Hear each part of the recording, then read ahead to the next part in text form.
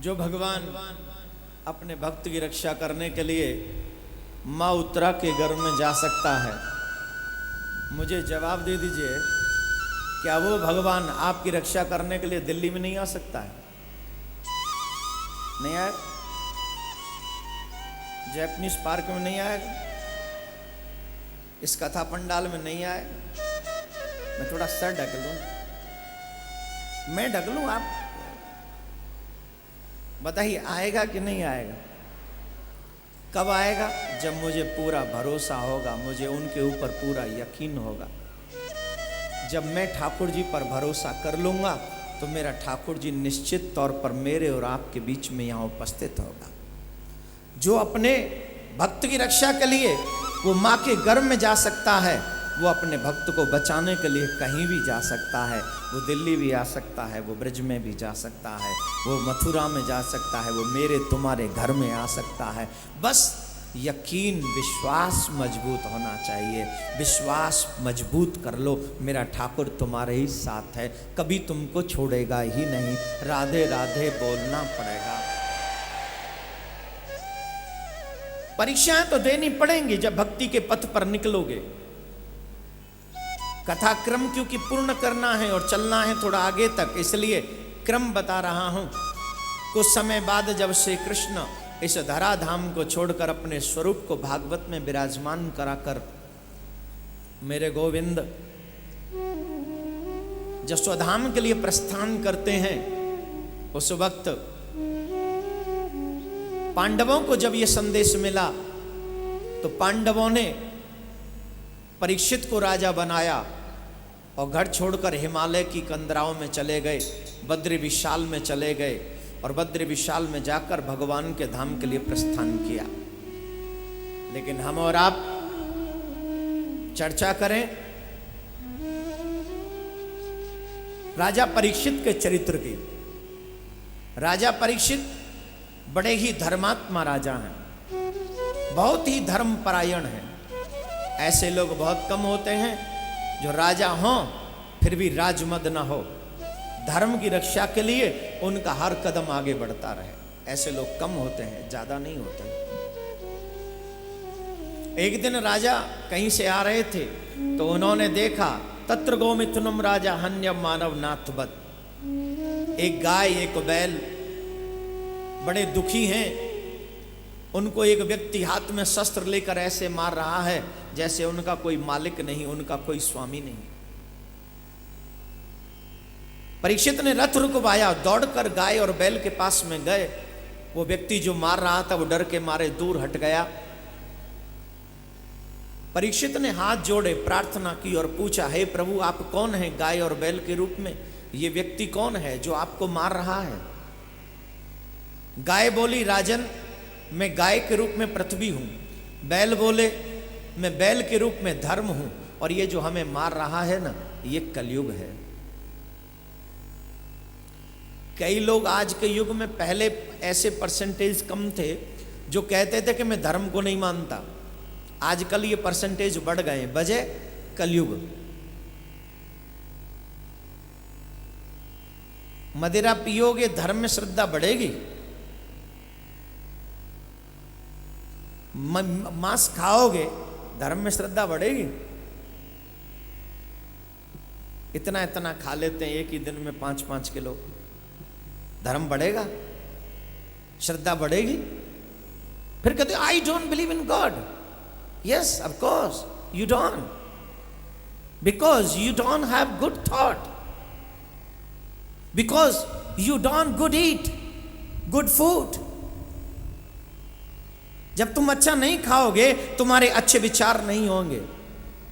You have good thought if you eat good foods. अच्छा भोजन करोगे तभी अच्छे विचार होंगे। पहला विचार ही है शुद्ध आहार, फिर शुद्ध विचार, फिर शुद्ध व्यवहार, तब न होगा सब कुछ शुद्ध। अभी तो हमारा खाना ही गंदा है, विचार गंदा है। मदिरा पीने वाले का मन माला में नहीं लगेगा, मांस खाने वाले का मन मंदिर जाने में नहीं होगा। मैंने कथा शायद देहरादून में सुनाई थी, अगेन सुना देता हूँ एवं याद करा देता हूँ आपको, रिमाइंड कर लीजिए थोड़ा सा। एक बकरा काटने वाला बकरे को काट रहा था। कटने से पहले बकरा मुस्कुराने लगा। उस व्यक्ति ने पूछा, अरे तेरी आज अंतिम दिन है, तेरी मृत्यु नजदीक है और तू मुस्कुरा रहा है, क्यों?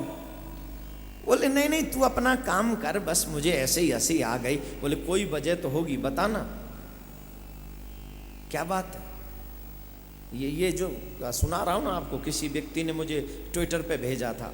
जो लोग मेरे से जुड़े हुए हैं ट्विटर पे, उन लोगों में से किसी एक ने ये भेजा, बड़ा सुंदर है। कभी कभी उन लोगों की बात भी मैं कथा में जो अच्छी मुझे लगती है मैं शेयर करता हूँ आपके साथ। अब आप जुड़ोगे नहीं मुझसे तो कहाँ से मैं आपकी बात शेयर करूँगा। मैं आपके प्रश्नों का उत्तर ट्विटर पे नहीं देता हूँ, लेकिन कथा के माध्यम से कहीं ना कहीं दे देता हूँ। लेकिन इसका मतलब ये नहीं कि सारे लोग जुड़े हुए प्रश्न ही प्रश्न कर डालें। राधे राधे करो, बहुत है। हाँ, इतना भी मैं नहीं पढ़ता हूँ कि सारे में आपके क्वेश्चन ही पढ़ता रह जाऊँ, नहीं। जो जुड़े हैं उन्हें मैं बताता हूँ, उन्हीं से लिया मैंने ये चीज। तो बकरा बोला नहीं, तुम अपना काम करो, बस मुझे कोई बात हंसी आ गई, मुझे याद आ गई तो मैं हंस गया। बोले नहीं नहीं, बात बताओ, क्या बात है, क्यों तुम हंसे? तो बकरा बोला, भाई मुझे हंसी इसलिए आ गई, देखो तो सही मेरी कंडीशन और तुम्हारी कंडीशन। मेरा दोस्त क्या है, मैं क्या खाता हूं? सूखी घास। क्या खाता हूं? सूखी घास खाता हूं मैं। सूखी घास खाने के बाद भी मुझे परिणाम क्या झेलना पड़ रहा है कि तुम मुझे काट रहे हो। ये बात बुरी नहीं है, ये होगा मेरे कर्मों का फल कोई, लेकिन मैं तो तुम्हारे बारे में सोच रहा हूं कि तुम जब मांस खाओगे तो मेरा ठाकुर जी तुम्हारे लिए क्या सोच के रखा होगा, तुम्हें क्या पनिशमेंट देगा, तुम्हें क्या झेलना पड़ेगा। मैं तो तुम्हारे बारे में सोच रहा हूं। जब घास खाने वाले को काटा जा रहा है तो मांस खाने वाले का असर क्या होगा? तड़का लगा के खाइयो गरम मसाले का, फिर ऊपर जब जाएगा तो वहाँ ये मिक्सचर गरम मसाला नहीं है, वहाँ तो स्वयं ताजा गरम गरम सलाखों से मिक्स करके मसाला बनाया जाता है। और फिर तेरे जो भी है चकाचक तेरी fit and fine tension free कर देते तुझे।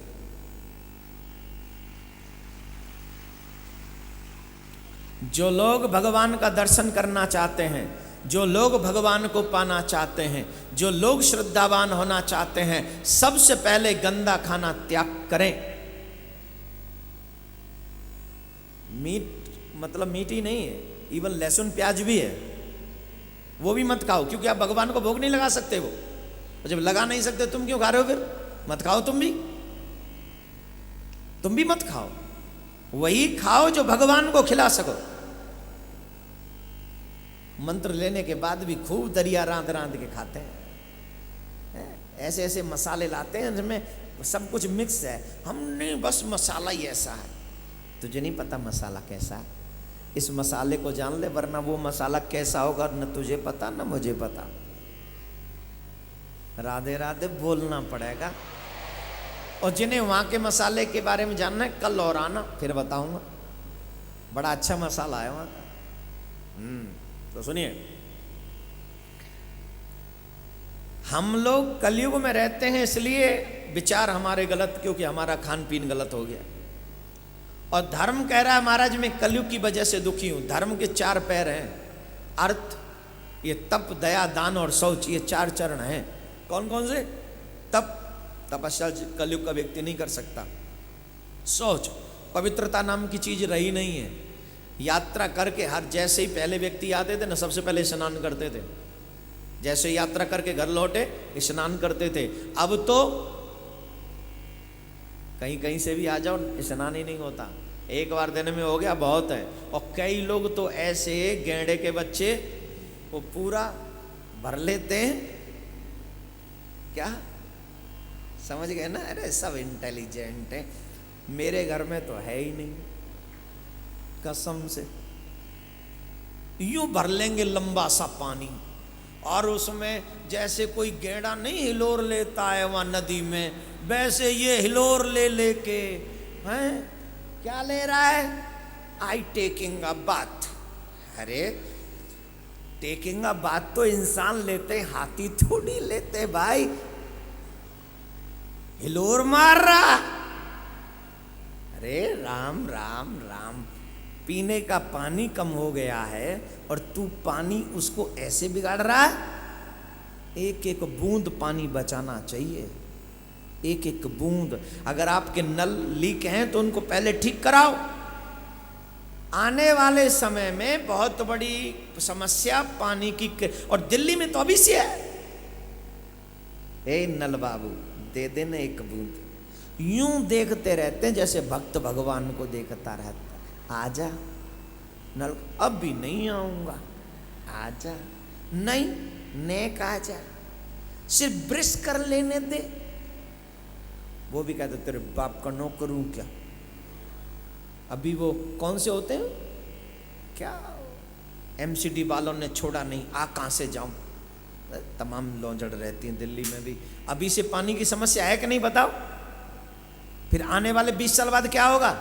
इसलिए एक एक बूंद बचानी चाहिए। ए हिलोर मारने वाले हाथी के बच्चा, बंद कर, ये सब नहीं चलेगा यहाँ। थोड़ा कम करो, पानी कम खर्च करो। हाँ मैं उनसे कह रहा हूँ जो ऐसा करते, बुरा माने तो मेरे पास आ जाइयो, समझा दूंगा। घर में बुरा मान के बैठ गया तो कल से तू कथा नहीं सुनेगा टीवी पे। यहाँ वाले तो नहीं मानेंगे मुझे मालूम है, टीवी वाले नखरेबाज थोड़े नौटंकी बाज। ले बाबा को ऐसे बोलना चाहिए, क्यों तू सिखावे हो बाबा, आजा फिर सिखा ले। राम भरोसे मेरी गाड़ी है, राम भरोसे है, राधे राधे बोलना पड़ेगा। तुम्हें कुछ कह रहा था, न पवित्रता है न तपस्या है, तप नहीं, शौच नहीं, दया नहीं, सिर्फ और सिर्फ दान। दान उसके विषय पे मैं ज़्यादा बोलूँगा नहीं, क्योंकि हम बोलेंगे तो बोलेगा कि बोलता है, इसलिए हम कुछ नहीं बोलता। इस सब्जेक्ट में हम नहीं बोलता। दान देना नहीं चाहिए, दान लेना चाहिए, ये ठीक है, ये ठीक है। ब्राह्मणों से, साधुओं से, अतिथियों से, इन सबसे दान ले लो, दो मत। साईं इतना दीजिए मेरी बैंक भर जाए, मैं कभी भूखा ना रहूं और साधु न घर में आए, ऐसा ठीक है कलयुग के लिए। मटुकिया फोर गयो रे, सजन चित चोर गयो रे, मटुकिया फोर गयो रे। बस इतना ही था। बोले महाराज मैं कलयुग की वजह से दुखी हूं। कलयुग में ये सब होता है, धर्म कलयुग की वजह से दुखी है, क्योंकि धर्म करने वाले भी लोग कलयुग में पहले नाम ढूंढते, मेरा नाम जहाँ होगा मैं वहाँ धर्म करूँगा। लेकिन धर्म के लिए तो तुम ये पोस्टर और ये सब लगाने की जरूरत नहीं है। जब तुम धर्म करोगे तो नाम तुम्हारा स्वतः ही हो जाएगा, और ये दुनिया की नज़रों में नहीं, मेरे कन्हैया की नज़रों में हो जाएगा। और जब नाम मेरे कन्हैया की नज़रों में हो जाएगा तो मेरे भाई बहन चकाचक तेरी जिंदगी हो जाएगी। नाम उसकी नज़रों में होना चाहिए। मेरे प्यारे, गाय से पूछा आप क्यों दुखी, पृथ्वी माँ है। बोले महाराज मैं इसलिए दुखी हूं, इस कलकाल में लोग बाल हत्याएं बहुत करते हैं। आज की भाषा में जिसको हम कहें तो क्या बोलते हैं उसको,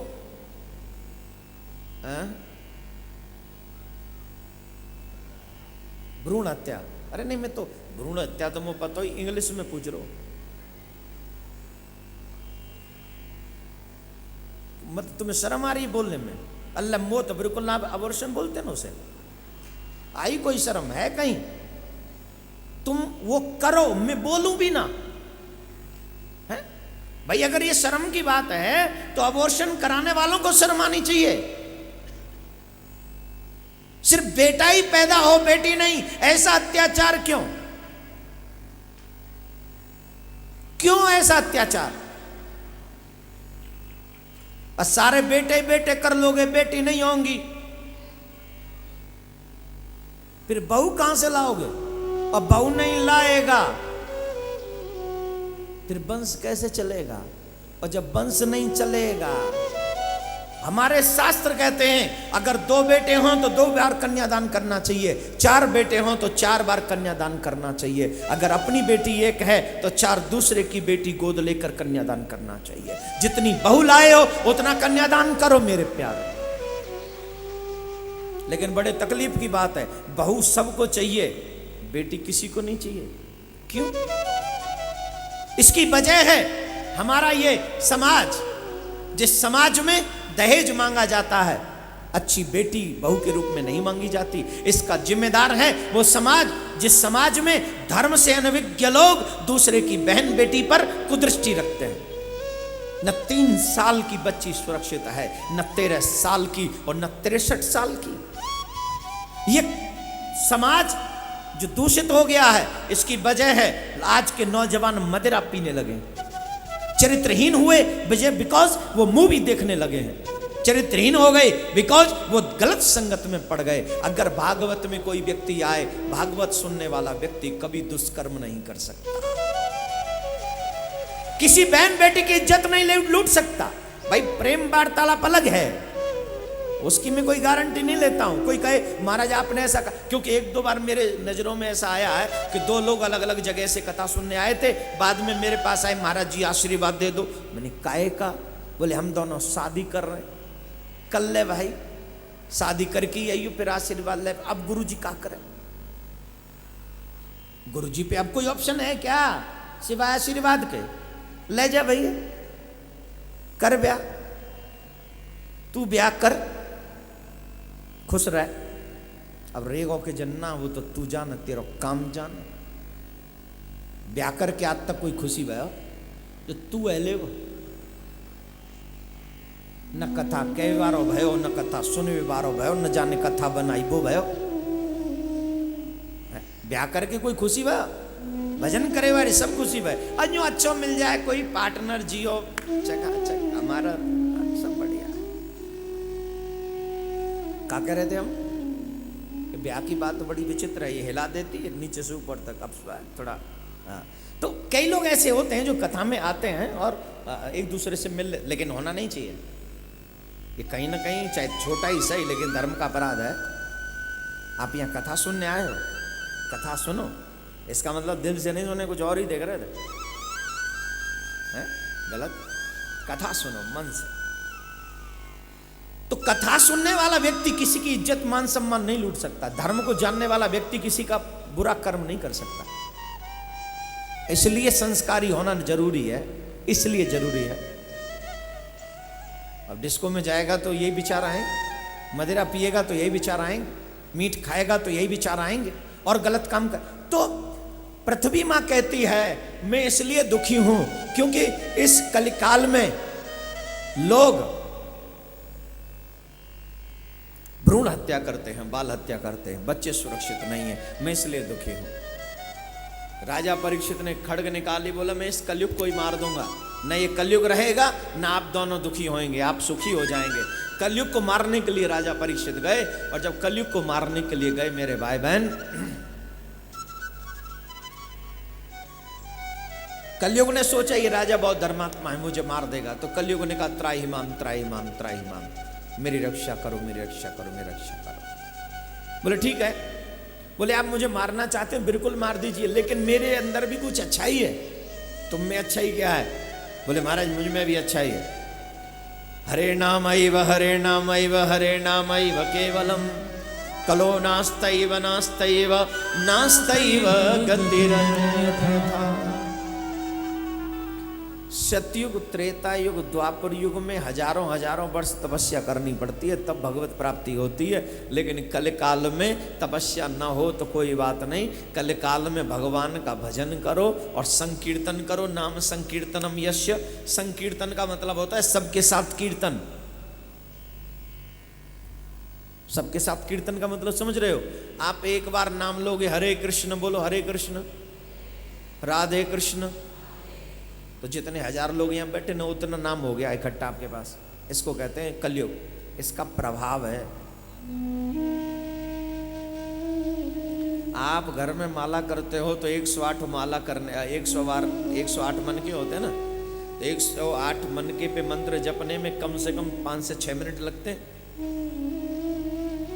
हैं कि नहीं? और यहां पर एक बार बोलो राधे कृष्ण 10 सेकंड भी नहीं लगे, 10 सेकंड नहीं लगे, हजारों नाम इकट्ठे हो गए। ये कलयुग का प्रभाव है।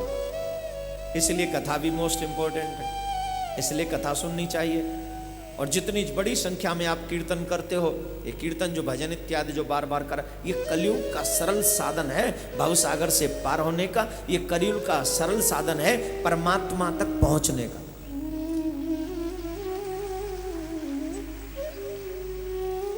राजा ने 4 जगह दे दी कलयुग को। बोल ठीक है, तुम्हारी अच्छाई है तो हम तुम्हें मारेंगे नहीं, हम तुम्हें 4 जगह दे देते हैं। कौन कौन सी जगह दे रहे?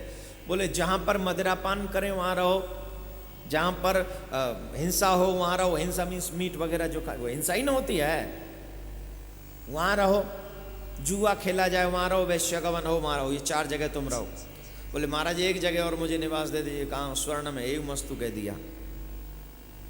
राजा भूल गए उनके सर पे जो मुकुट है वो भी सोने का है। राजा के सर पे कलयुग बैठा। और कलयुग का प्रभाव ये था कि राजा ने आज जीवन में पहली बार किसी संत का अपराध कर दिया।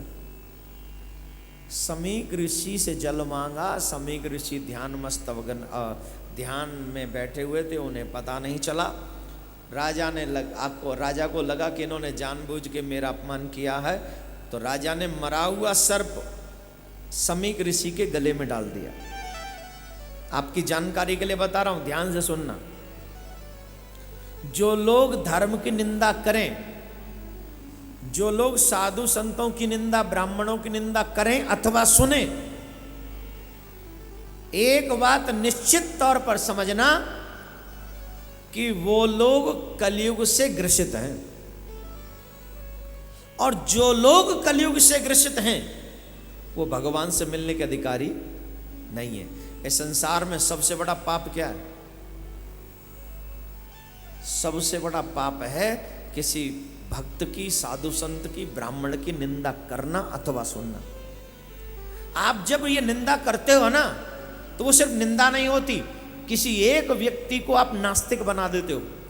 और उस व्यक्ति को जब आपने नास्तिक बना दिया तो वो न जाने कितनों को और नास्तिक बना देगा। जहां जीव की जिम्मेदारी थी सबको धर्मात्मा बनाने की, वहां अपने 100 लोग भी नास्तिक बना दिए, तो भगवान आपको माफ करेगा? For every beginning thought you have put into anybody's head, you will have to pay with compound interest. अगर आप किसी के दिमाग में गलत विचार डालते हो तो आपको इसका खामियाजा मैं ब्याज के भुगतना पड़ेगा। अगर तुमने किसी के बच्चे को नास्तिक बनाया है तो आने वाले बच्चे तुम्हारी पीढ़ी को नास्तिक बना देंगे। तुम अगर किसी को धर्म से दूर रखते हो तो आने वाले लोग तुम्हारी पीढ़ी को धर्म से बहुत दूर कर देंगे। इसलिए धर्म को जोड़ना चाहिए, धर्म को तोड़ना नहीं चाहिए। और जब भी अपने धर्म की, साधु संत महात्माओं की आप निंदा करते हो, इसका सीधा सीधा मतलब है कि आप धर्म को तोड़ने की बात कर रहे हो। कमियां किसमें नहीं है? तुम में कमी नहीं है? अपने गिरेबान में झांक के देखो, है कि नहीं है? किसी में 99 अच्छाई और तुम एक कमी की बुराई करो, चर्चा करो, गलत बात है। उसके 99 गुण कहां है वो याद करो। तो राजा भूल गए और कलयुग का प्रभाव था कि राजा ने समीक ऋषि के गले में मरा हुआ सर्प डाल दिया। और समीक ऋषि के पुत्र श्रृंगी ऋषि को जब यह पता चला कि मेरे पिता के गले में किसी ने सर्प डाल दिया है, तो श्रृंगी ऋषि ने शाप दिया, इत लंघित मर्यादम तक्षकः सप्तमे हनि। जिसने संत मर्यादा का उल्लंघन किया है, हम शाप देते हैं कि आज से 7वें दिन उसे तक्षक डस लेगा और उसकी मृत्यु हो जाएगी। बोलो राधे राधे। जोर से बोलना पड़ेगा। राजा ने उसी वक्त